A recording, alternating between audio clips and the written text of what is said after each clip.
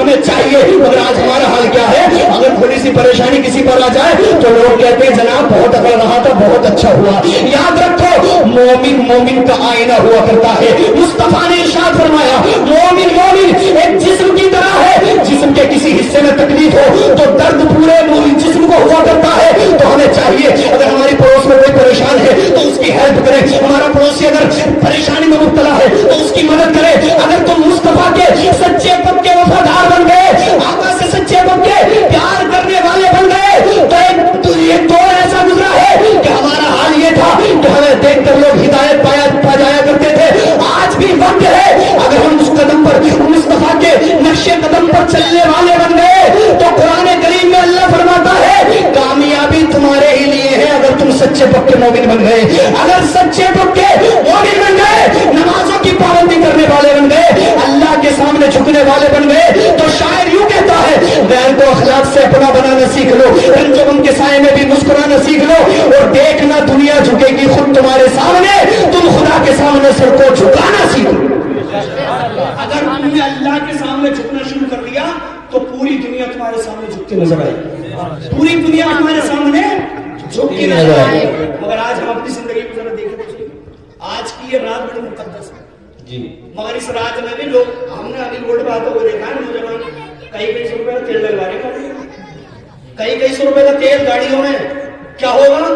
بولے اس مزار پر جائیں گے, اس مزار پر جائیں گے. مزاروں پر نہیں جائیں گے, پورا راستہ عیاشی کرتے ہوئے جائیں گے, مکاری کرتے ہوئے جائیں گے. ارے وہ بھی نوجوان تھے قسم خدا کی کہ جسے محمد بن قاسم کہا جاتا ہے. وہ بھی نوجوان تھے کہ انہیں دیکھ کر لوگ کہتے تھے کہ مصطفیٰ کے غلاموں کا حال یہ ہے. بلکہ محمد بن قاسم جب ہندوستان سے پلٹ کر جا رہے تھے تو غیر مسلم عورتوں نے ان کے قدموں میں اپنے دوپٹے بچھا دیے تھے اور کہا تھا محمد بن قاسم ہم تمہیں جانے نہیں دیں گے. تو محمد بن قاسم کو جب وہ غیر مسلم عورتیں روک رہی تھی تو لوگوں نے پوچھا تھا کہ محمد بن قاسم تمہارے مذہب کا نہیں ہے, یہ تمہارے دھرم کا نہیں ہے, اسے کیوں روک رہی ہو؟ تو ان عورتوں نے کہا تھا جیسی عزت کی حفاظت ہماری محمد بن قاسم نے کی ہے ایسی عزت کی حفاظت ہمارے دھرم کے لوگوں نے بھی نہیں کی ہے. مگر آج ہم ذرا دیکھیں تو صحیح, آج ہم تباہی کے دہانے پر جا رہے ہیں, آج ہم پریشان ہیں, آج ہم مشکل میں مبتلا ہیں.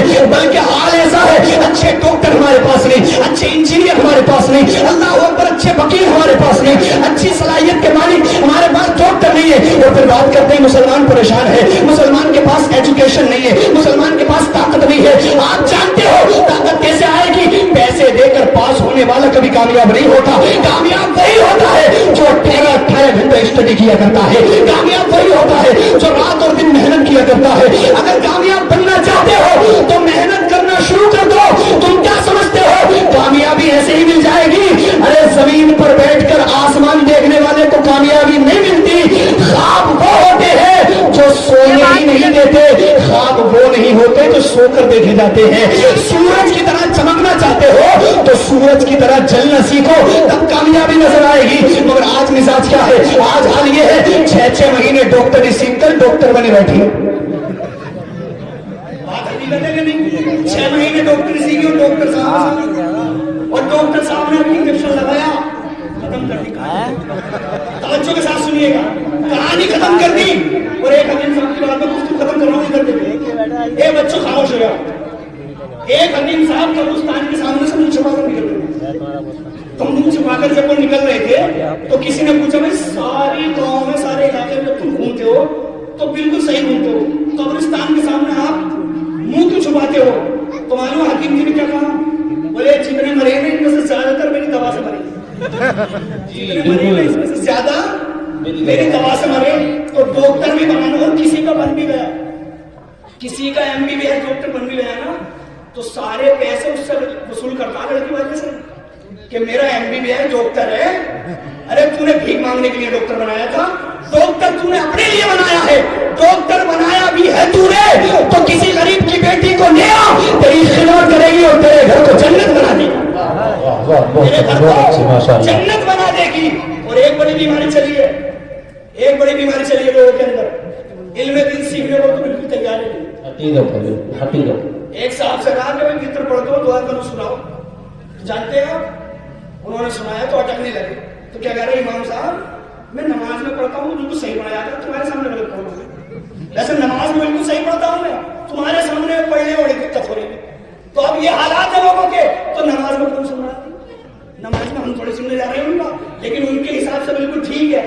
مطلب یہ ہے سراج الفقہا علامہ مفتی نظام الدین صاحب فرماتے ہیں کہ اب تو لوگ حق بھی وہ سننا پسند کرتے ہیں جو ان کی طبیعت کے مطابق ہے. بے شک بے شک. حق بھی وہ سننا پسند کرتے ہیں جو ان کی طبیعت کے مطابق. ایک صاحب سے کہا یہ داڑھی رکھ لو، داڑھی سفید ہو گئی تو کہہ رہے کھجلی پڑا ہے، کھجلی پڑا ہے، تم مر رہے قبر میں ختم ہو تیری کھجلی، رشتے ختم کرنے کھجلی.